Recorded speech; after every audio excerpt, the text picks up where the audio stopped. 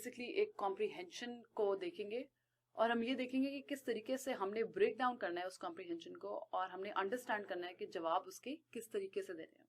ठीक हो गया। अब ये आई एम नॉट श्योर ये किस एरा का है, किस आप कह लो साल का है, मुझे ये नहीं याद, लेकिन ये रिसेंट ईयर्स में से किसी आपके पेपर का ही पैसेज है। The reason why I always take examples from your exams, from your exam papers is because I want you to be not get scared कि अच्छा मैडम ये पढ़ा रही हैं बट शायद पेपर का सवाल बहुत डिफरेंट हो। ठीक है, तो उनको वो तो पढ़ानी नहीं, तो फिर आप लगातार प्रेसिस चेक करवा रहे हो, काम कर रहे हो उसके ऊपर। तो I want you to understand कि मैं आपके अपने पास पेपर से ही सवाल आपकी कॉम्प्रीहेंशन ऑफ प्रेसिस लेती हूँ ताकि आपको समझ आए।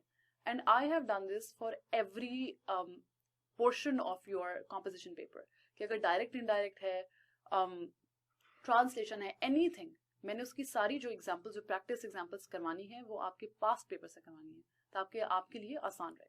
ठीक हो गया। अच्छा जी, इसको पढ़ते हैं, स्टार्ट करते हैं। The civilization of China, as everyone knows, is based upon the teaching of Confucius, who flourished 500 years before Christ.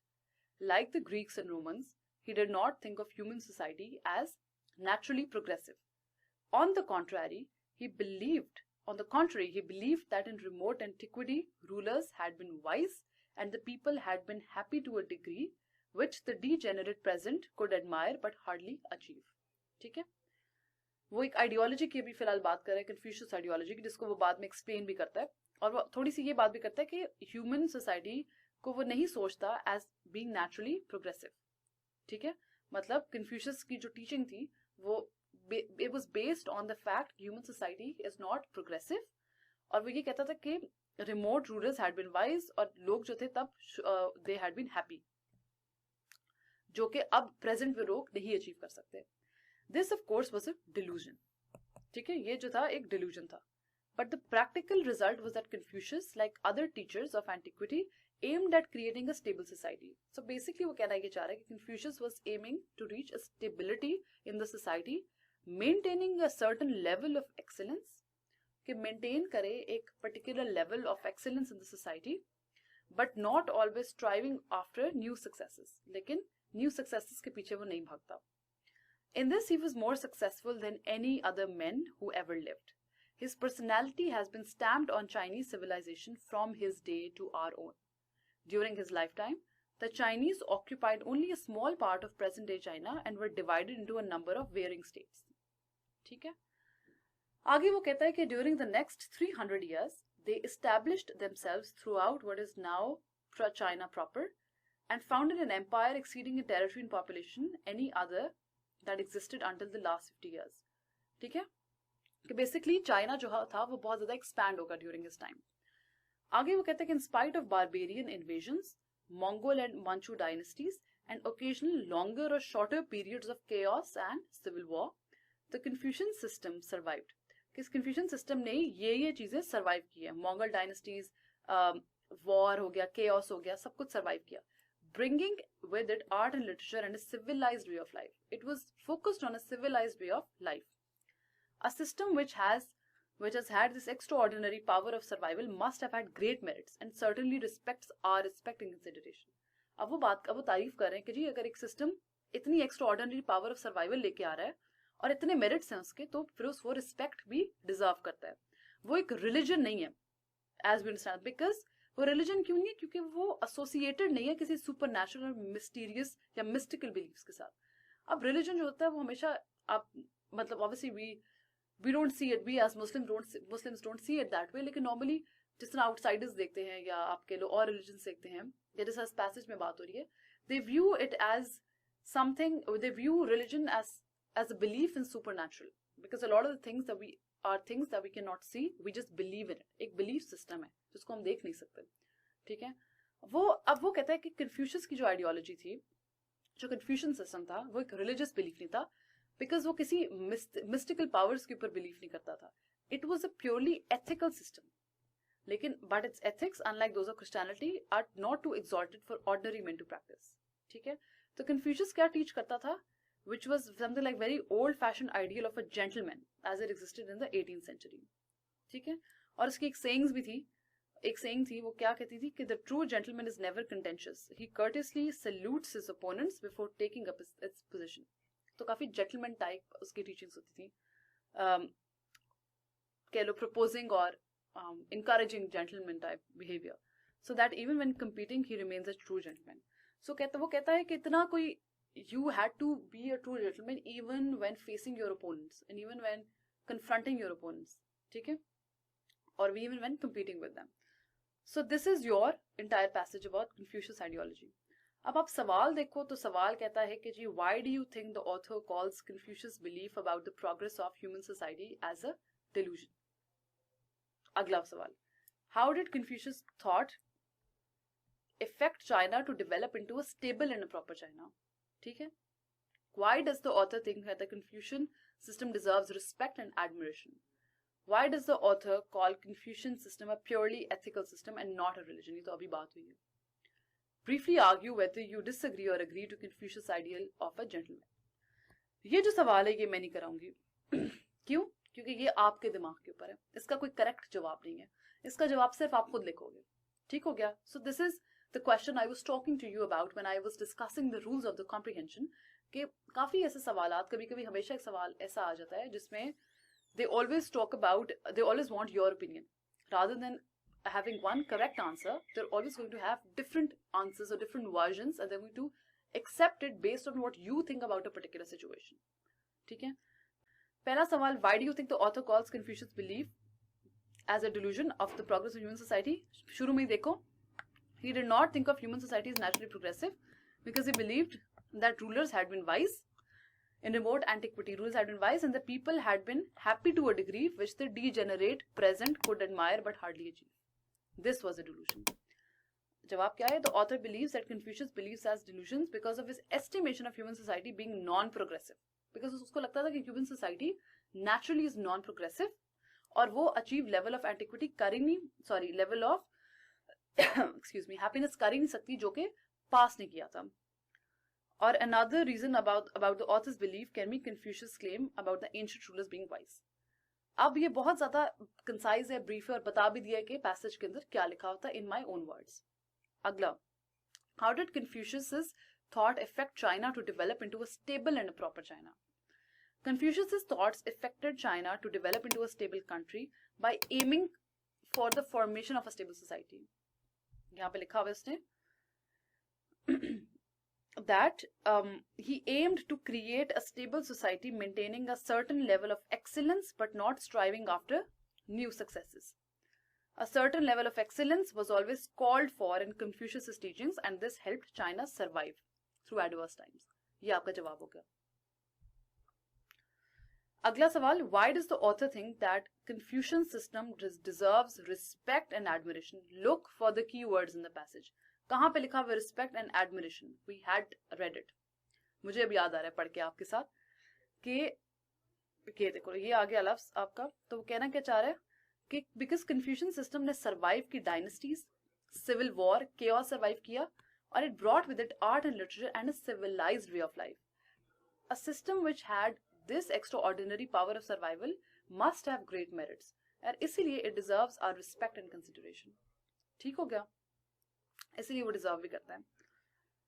अगला सवाल, इसका जवाब देख लेते हैं कि it deserves respect and admiration because not only has it survived various invasions and wars, but it has also nurtured a civilized way of life, replete with art and literature.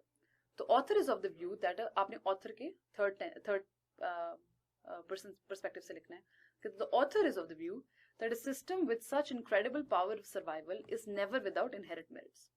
ठीक है? उसके बाद, why does the author call Confucian system a purely ethical system and not a religion? क्यों? क्योंकि a religious जो system होता है it is overshadowed with supernatural or with mystical beliefs. ठीक है? तो because it does not comprise the defining features of organized religion, it does not associate itself with any mythological or supernatural beliefs and rather focuses only on the ethical aspects. ठीक हो गया? और फिर आपका पांचवा सवाल, क्या आप अग्री करते हैं या डिसअग्री करते हैं with his ideal of a gentleman? So this was your comprehension. When you read the questions आप देखते हो कि की वर्ड्स हैं जो कि आपको ढूंढने पड़ते हैं इन द पर्टिकुलर पैसेज.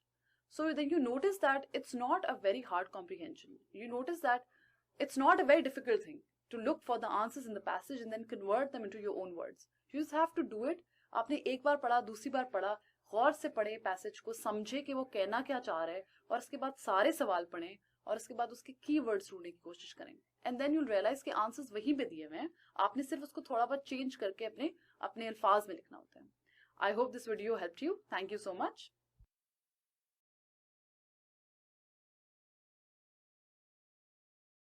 अस्सलाम वालेकुम एवरीबॉडी. ये जो हमारी वीडियो है इसमें हम प्रैक्टिस से कॉम्प्रीहेंशन करेंगे ताकि आप लोगों के जो कॉम्प्रीहेंशन के बारे में कॉन्सेप्ट्स और कन्फ्यूजन्स हैं वो थोड़ी और ज़्यादा क्लियर हो जाए. This is the second comprehension that we are going to do. So let's see. मुझे अगेन ये याद नहीं पड़ता कि ये किस पेपर का है. फॉर सम रीज़न कॉम्प्रीहेंशन के एग्जाम पेपर्स मैंने मेंशन नहीं किए हुए, but again this is from your past papers. So you can breathe the sigh of relief के कहीं और से मैंने उठा के कॉम्प्रीहेंशन नहीं दी. ठीक है, तो आप ही के अपने एग्जाम पेपर्स है जिनसे मैं प्रैक्टिस करवाना चाहूँगी. अच्छा जी, इसको पढ़ना शुरू करते हैं. And I hope we don't make और you don't make the same mistakes जो अभी तक आप कॉम्प्रीहेंशन में करते आ रहे हैं. Because as I already said कि कॉम्प्रीहेंशन में आपको आराम से नंबर मिल जाते हैं. तीन में से 4 भी मिले हुए हैं. सो you can get good marks in comprehensions as long as you stay relevant and concise. और आप सारे मटेरियल पॉइंट्स आप कवर कर रहे हो या नहीं कर रहे, इस पर भी बहुत ज़्यादा डिपेंड करता है. तो प्लीज़ मेक श्योर कि आपकी कॉम्प्रीहेंशन जो हम लोग बचपन से एक आदत बनी हुई है, करते आ रहे हैं, बार बार करते आ रहे हैं जब से बड़े में हैं, तो आप इतनी मुश्किल चीज़ नहीं है कि इम्पॉसिबल चीज़ नहीं है कि आपको स्टार्ट से समझाया जाए कि भाई ये गलती है आपकी या इतना मेजर ब्लंडर आप वैसे भी नहीं करोगे. So you already have a base for comprehension because of your आपकी स्टडी लाइफ के थ्रू. बस आपने करना ये कि उसके ऊपर बिल्डअप करना है और अपने आंसर्स को कंसाइज रखना है. ठीक है, अच्छा जी, पढ़ना शुरू करते हैं. Education ought to teach us how to be in love always and what to be in love with. The great things of history have been done by great lovers, saints, men of science and artists, and the problem of civilization is to give every man a chance of being a saint, a man of science or an artist. ठीक है, अभी तक मुझे तो कुछ समझ नहीं आया क्या हो रहा है. ठीक है, तो इसलिए मैं आगे चलूंगी. I am going to very frankly tell you कि भाई अब तो मैं आगे चल रही हूँ. So even if you don't understand it with me, it's completely okay. It is completely okay to not understand the passage when you first read it. हो सकता है आपको सेकेंड या थर्ड रीडिंग चाहिए हो. This is very normal. ठीक हो गया. अच्छा, but this problem can not be solved unless men desire to be saints, men of science and artists. And if they are to desire that continuously, they must be taught what it means to be these things. चलो, कुछ समझ आ रहा है कि उनको समझाना जरूरी है कि भी your problems cannot be solved until you become saints and men of science and artists. लेकिन इसको बनने के लिए you need to be taught what to have. ठीक है, what exactly to have to become these things.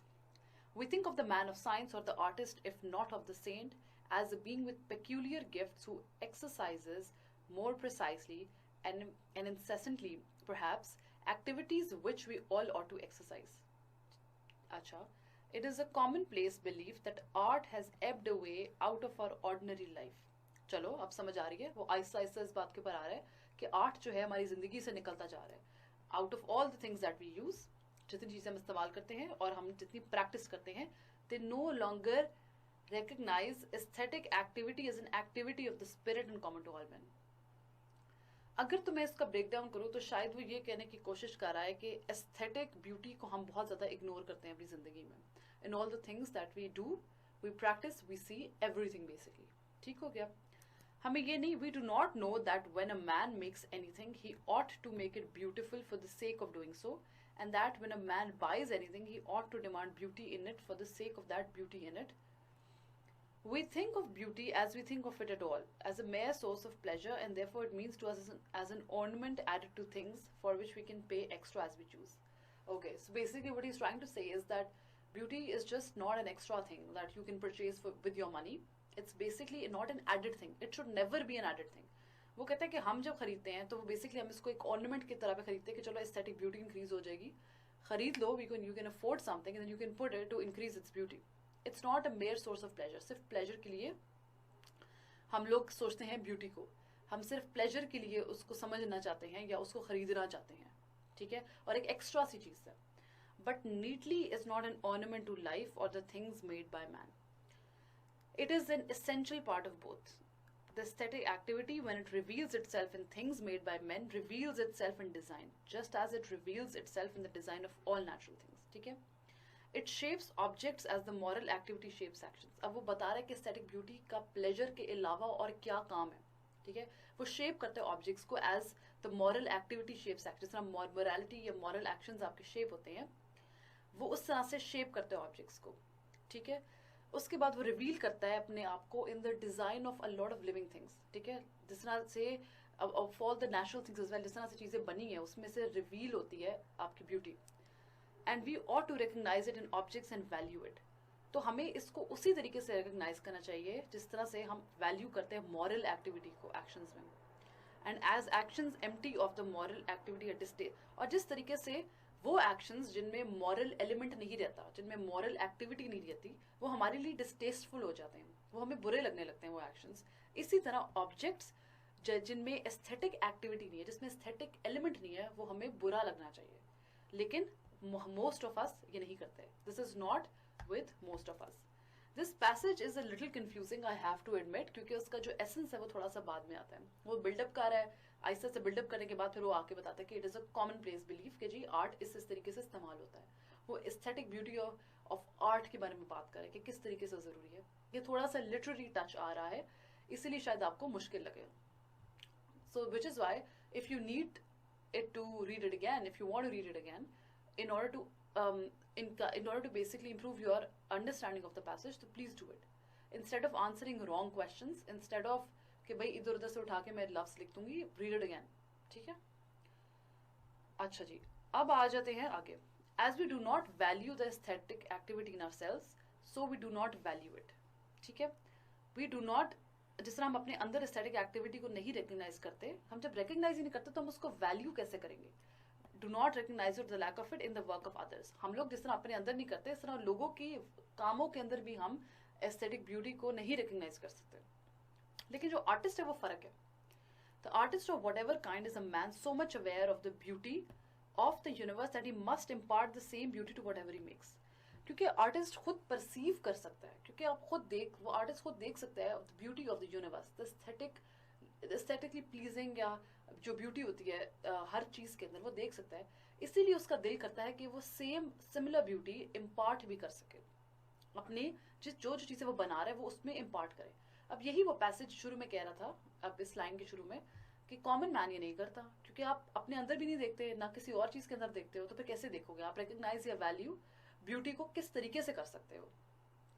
अब artist की आगे बात हो रही है. He has exercised his aesthetic activity in the discovery of beauty in the universe before he exercises it in imparting beauty to that which he makes.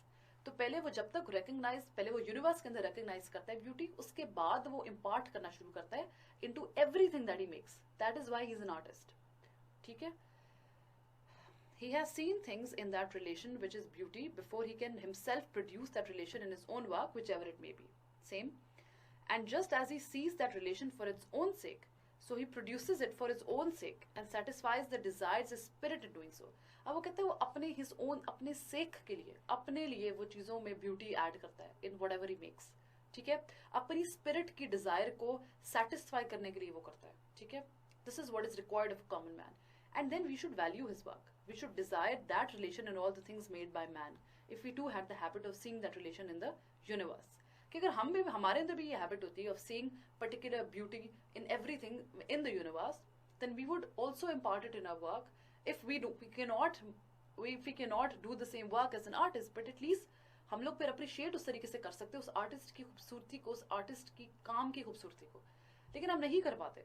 वो ये बात कर रहा है कि जिस तरह से आर्टिस्ट रिकग्नाइज करता है all the beauty in the universe and then he imparts it or inculcates that into his own work, we might be able to do the same if we could appreciate the beauty in the universe, and then we could simultaneously appreciate the beauty made or done in the work of the artist. Acha, and if we knew that, we would see it, we are exercising an activity of the spirit and satisfying a spiritual desire. ठीक है? एक spiritual desire जिसको satisfy कर रहे हैं. And we should know also that work without beauty means unsatisfied spiritual desire in the worker. जिस काम के अंदर खूबसूरती नहीं है, वो unsatisfied उसकी spiritual desire रह गई है. उसके it is a waste of life of the worker and a common evil and danger. like thought without truth or action without righteousness. जिस तरह सही काम जो सही चीज़ होती है वो आप काम के अंदर अपने ना डालो, एक सही नीयत या जो भी है वो जिस तरह वो होती है, इसी तरह से या जिस तरह एक थॉट होती है विदाउट एक्चुअल ट्रूथ, इसी तरीके से आपकी ज़िंदगी एक वेस्ट होती है without inculcating beauty in it. ठीक है, so this is the entire context of the passage. I have broken down it enough. I hope मुझे और आपको आगे सवाल समझ आ सके. अच्छा जी, पहला सवाल, what has been lamented in the text. चलो जी, तो बहुत ही जनरल आइडिया उसने मांग लिया कि क्या लिखा हुआ है.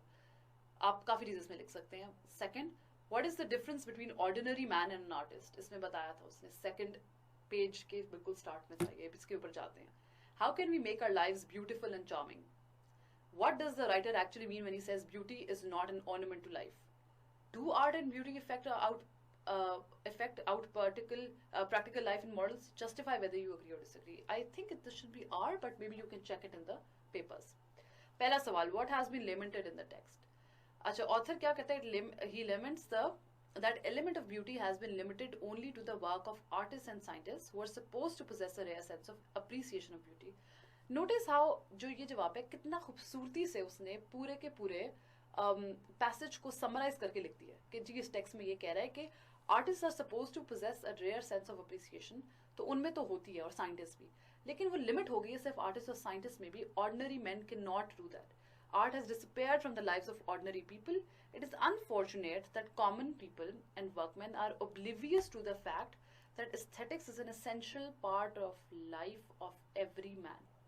वो कहते हैं कि अब कॉमन मैन को ये समझ ही नहीं आ सकता. Then this is the very sad thing कि how art should be incorporated in everything that he perceives और sees, and it is imperative. अच्छा, the fact that is that aesthetic activity is activity of the spirit. फिर वो spirituality की तरफ ले आया है कि it is to satisfy your spiritual desire, और ये it is aesthetic activity is activity of the spirit. अच्छा जी, दूसरा सवाल क्या कहता है कि जी what is the difference between ordinary man and an artist. अच्छा जी, आर्टिस्ट जो हैं they are great lovers of life and they value beauty as principle of life. ठीक है, अब ये जो है आपका जवाब इधर ही आ जाता है कि the artist is a man so much aware of the beauty of the universe that he must impart the same beauty in whatever he makes. उसने एक्सरसाइज की his aesthetic activity in the discovery of beauty in the universe before he exercises that the same in imparting that particular beauty in his work. An ordinary man cannot do that. ठीक है, all human beings possess this capacity, but the difference is that artist uses ability with greater concentration and consistency. For the common man, beauty is just a supplementary factor. तो इसके बाद वो पीछे गया और उसने ये कहा कि एक supplementary factor है, हमारे लिए एक extra चीज़ है. It is extra as we choose beauty. ठीक है, we can pay for it, but not for the artist. He sees beauty in everything. अच्छा, तीसरा, how can we make our lives beautiful and charming? We can make our lives beautiful and charming. It's a very easy question. By realizing the importance of aesthetic aspects of every activity in life. We must discover the principle of beauty in everything that we do. You can take out any 3 lines from the passage, and this is a very easy thing. Okay, we should value his work, we should desire that relation in all the things made by man, इस तरह से करके. ठीक है, we should know that work without beauty means unsatisfied spiritual desire. अच्छा, इस तरह से हम अपनी जिंदगी ब्यूटीफुल और चार्मिंग बना सकते हैं. What does the writer actually mean when he says beauty is not an ornament to life? इसमें वो कहता है कि ब्यूटी एक सुपरफिशियल सी डेकोरेशन नहीं है कि पहले पेज के बिल्कुल आखिरी 4-5 लाइनों में था. एक चॉइस है या वे भी आखिरी पैराग्राफ में था. It is a discretionary choice कि आप वो कहते हैं कि it is integral part of life. इसको integral part of essential part of life बनाओ, to not make it an supplementary thing. एक सप्लीमेंट्री फैक्टर नहीं बनाओ उसको. ठीक है, he thinks that relationship between life and beauty is not optional but compulsory. ठीक हो गया. आखिरी, Do art and beauty affect practical life and morals? Justify whether you agree or disagree. इसका भी कोई पर्टिकुलर सवाल जवाब नहीं है, बिकॉज ये वो सवाल है जो आखिरी वो हमेशा से जानना चाहता है about what the candidate has to think about what the candidate perceives about the particular passage. तो वो आपकी थिंकिंग को जज करने के लिए वो पूछता है. Art and aesthetics deeply influence our lives. These are not just a source of sensuous pleasure, लेकिन हमें एक स्पिरिचुअल सेटिस्फैक्शन भी देता है. Discovery of relationship in all things made by man or nature is a spiritual activity. Life without beauty will be spiritually barren. Such work will be dangerous and immoral. Again, this is just an answer written by somebody who agreed with what the author said. But if you just want to stay safe, maybe agree with the author, but you can also disagree. There's always room for disagreeing with the passage. तो आप अगर उसके 2-3 points आप लिख सकते हैं तो well and good. ठीक है? This is pretty much it with respect to a practice comprehension. I hope this was beneficial.